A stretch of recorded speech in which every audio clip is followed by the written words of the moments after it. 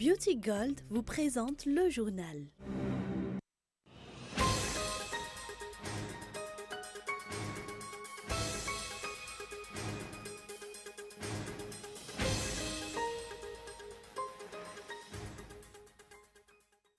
Un mois s'est écoulé depuis la cérémonie d'investiture du président Andrazuela Mahamas, événement où les pleins pouvoirs en tant que président de la République lui ont été conférés.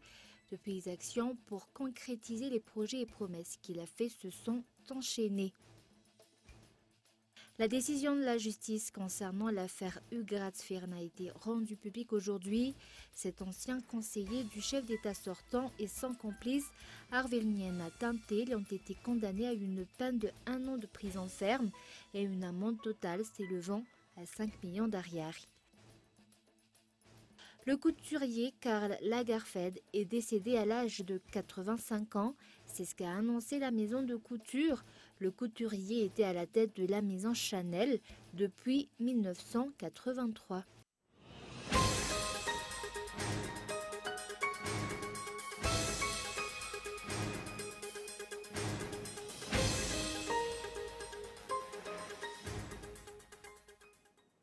Mardi 19 février 2019, bonsoir à tous et bienvenue dans cette nouvelle édition du journal en version française sur Cool TV. Actualité politique pour ouvrir ce journal. Un mois s'est écoulé depuis la cérémonie d'investiture du président Andrazuela Mahamas, un événement où les pleins pouvoirs en tant que président de la République lui ont été conférés. Depuis, les actions pour concrétiser les projets et promesses qu'il a fait se sont enchaînées. Reportage de Gaëtan Indienslav. De nombreux sujets ont été abordés par le chef d'État lors de son investiture au stade de Mahamas le 19 janvier dernier. Aujourd'hui, un mois exactement après cette cérémonie, plusieurs actions ont déjà été entamées pour aboutir à un développement durable, à l'exemple de l'arrestation de plusieurs personnes impliquées dans une affaire de corruption et exportation illicite de richesses nationales. Preuve que l'impunité n'a désormais plus sa place au sein de la Grande Île. Les membres du gouvernement ont également reçu l'ordre de passer à l'action et de mettre directement en marche le programme de mise en œuvre de la politique générale de l'État validé par les parlementaires. Le régime actuel commence à concrétiser les promesses faites par le président de la République afin de sortir Madagascar et son peuple de la pauvreté, à l'exemple de la construction de la nouvelle ville baptisée Tanamaswanj, en Buchamanzak, en Bujapet et en Bujachim, des logements sociaux qui seront bâtis à Ivat, ou encore l'augmentation de la production de riz. En parallèle, des solutions pour les problèmes de la Jirama ont également été élaborées. Le calendrier scolaire a été adapté aux besoins des Malgaches et à la situation du pays. Tout cela signifie que les dirigeants comptent agir pour le développement de Madagascar. Et actualité économique, au cours de la semaine de l'énergie, de nombreuses solutions pour développer le secteur de l'énergie à Madagascar ont été avancées par différents partenaires dans ce domaine. Et en matière de délestage, le ministre concerné a annoncé que les contrats qui lient la Jirama aux autres acteurs du secteur de l'énergie vont être revus. Et d'autre part, outre les solutions à court terme mises en place actuellement contre les coupures de courant à répétition, des solutions durables vont être mises en place. Reportage de Mian Tarangenev. Des solutions pérennes vont être mises en place en matière d'énergie à Madagascar. Le ministre de l'Énergie, de l'eau et des hydrocarbures a annoncé que des solutions à court terme ont été appliquées pour maîtriser les délestages. Dans cet axe, les contrats qui lient la Jirama aux autres acteurs du secteur de l'énergie vont être revus. Il va falloir mettre tous les acteurs du secteur de l'énergie autour d'une table pour discuter des contrats conclus sur l'approvisionnement de la Jirama en énergie dès aujourd'hui. Des solutions vont être élaborées au plus tard pour vendredi. Il y aura des solutions temporaires mais également des solutions à long terme, à l'exemple de la construction d'une nouvelle centrale électrique. Nous nous servirons d'énergie renouvelable pour éviter les problèmes liés au carburant. D'ailleurs, cela fait déjà partie du programme du ministère.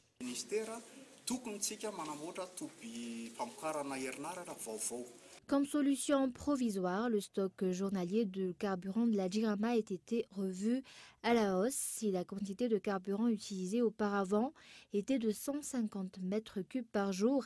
Elle est actuellement passée à 300 mètres cubes. D'autre part, la recherche de solutions à long terme se poursuit, des solutions qui concernent également le secteur du carburant.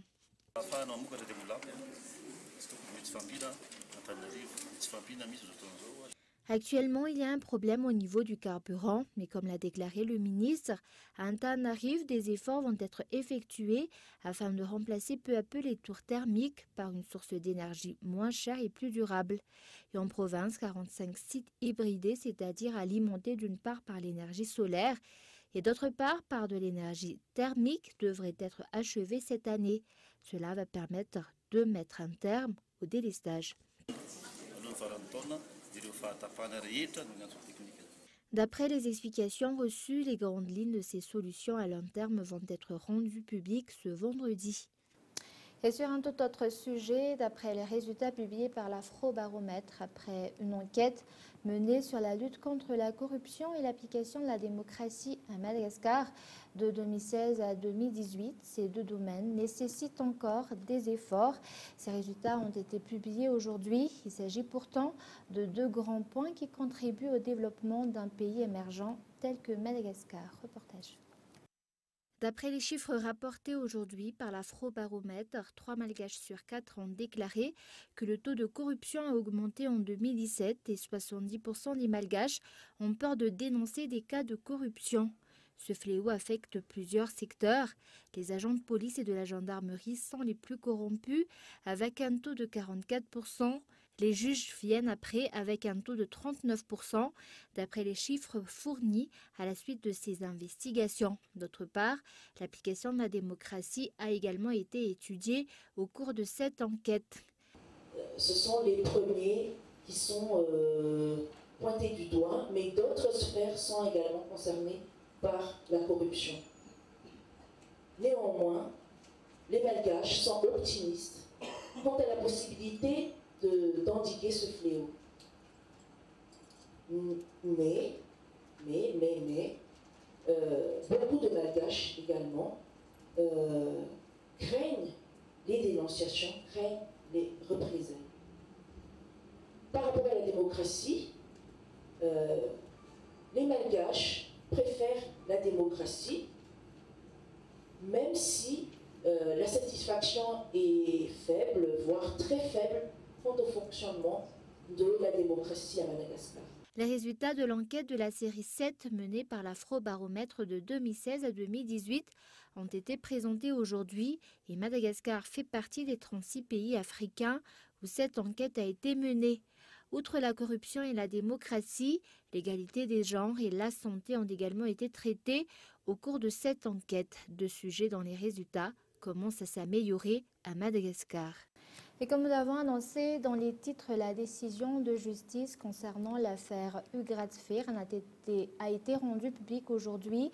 Cet ancien conseiller du chef d'État sortant et son complice Arvelniana Tintel ont été condamnés à une peine de 1 an de prison ferme et une amende totale s'élevant à 5 millions d'ariars. Ils disposent de 10 jours pour faire appel. Et pour rappel, Ugratsfeer en est accusé de détournement de biens de l'État. Et d'autre part, d'après les informations reçues, Mboula Radzona, un autre conseiller de l'ancien président de la République, aurait retourné à l'État la limousine Mercedes blindée S600 qu'il avait en sa possession d'après la plainte déposée vendredi dernier par la présidence.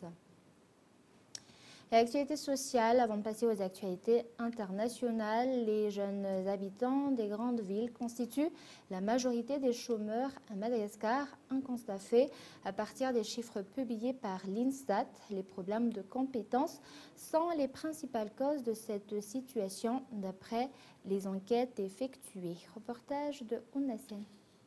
La plupart des chômeurs recensés au sein de la grande île ont entre 18 à 24 ans d'après les chiffres fournis par l'Instat et la plupart vivent dans des grandes villes. 14% des jeunes situés dans cette tranche d'âge n'arrivent pas à trouver du travail. Les discriminations au moment de l'embauche restent un problème. D'autre part, les offres n'arrivent pas à combler les demandes et ce déséquilibre favorise le chômage.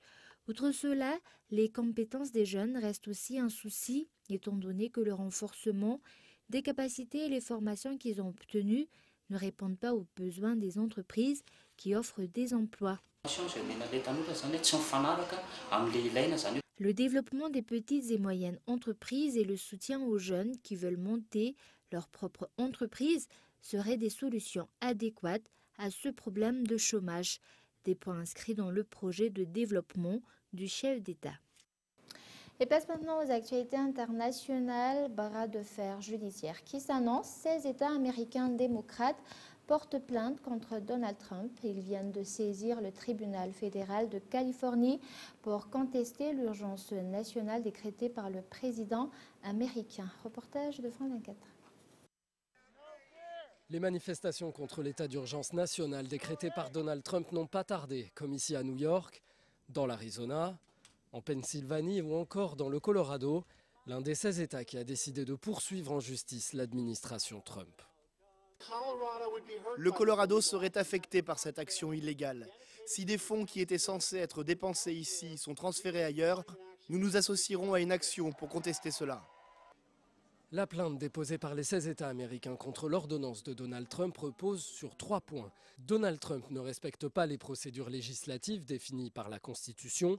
Il ne respecte pas non plus le rôle du Congrès qui doit avoir le dernier mot en matière de dépenses publiques.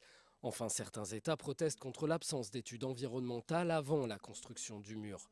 Vendredi dernier, Donald Trump avait dit s'attendre à être attaqué en justice.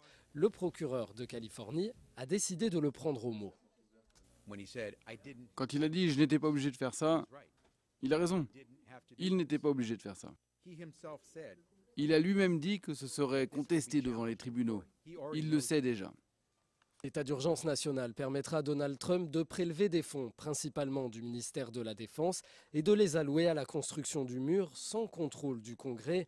La bataille pourrait se terminer devant la Cour suprême et durer des mois, voire des années.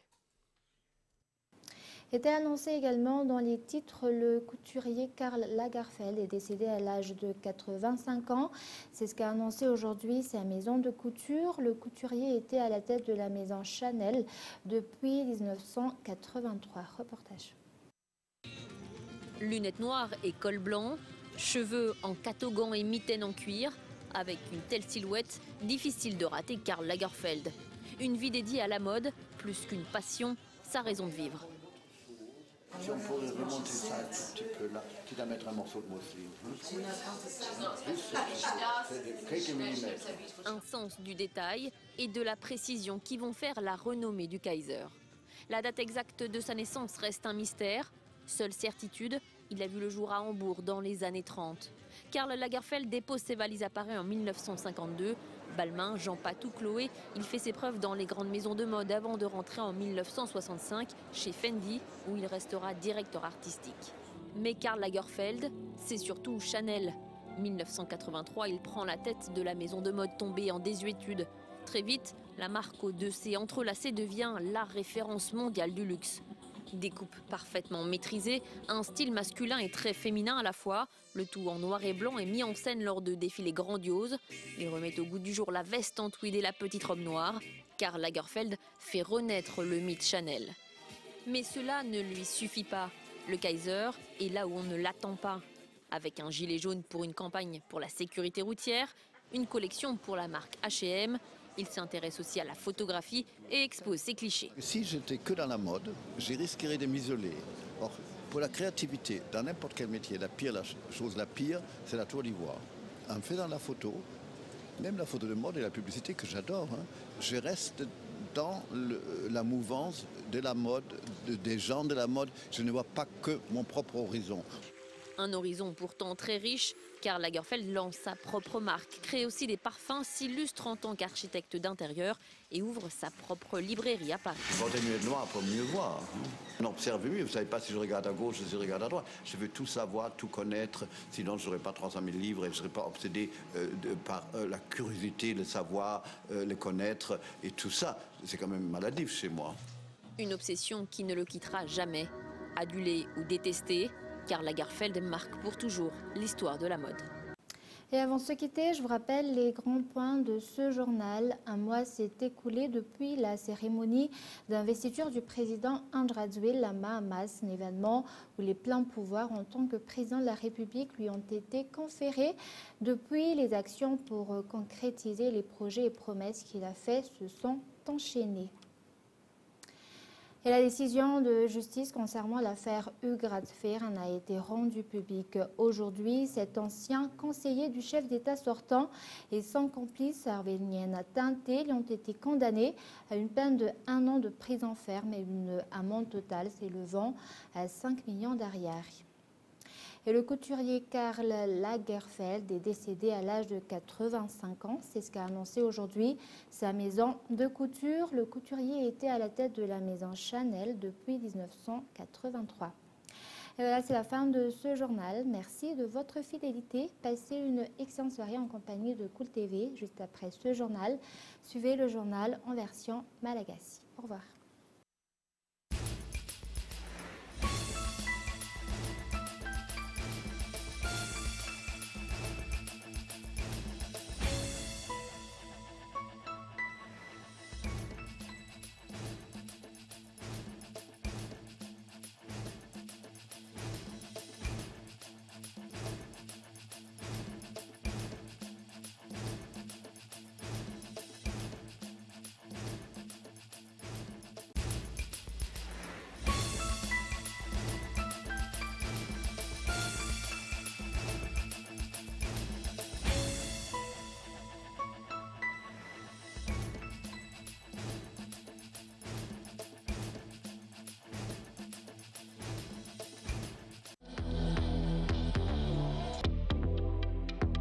Le journal vous a été présenté par Beauty Gold.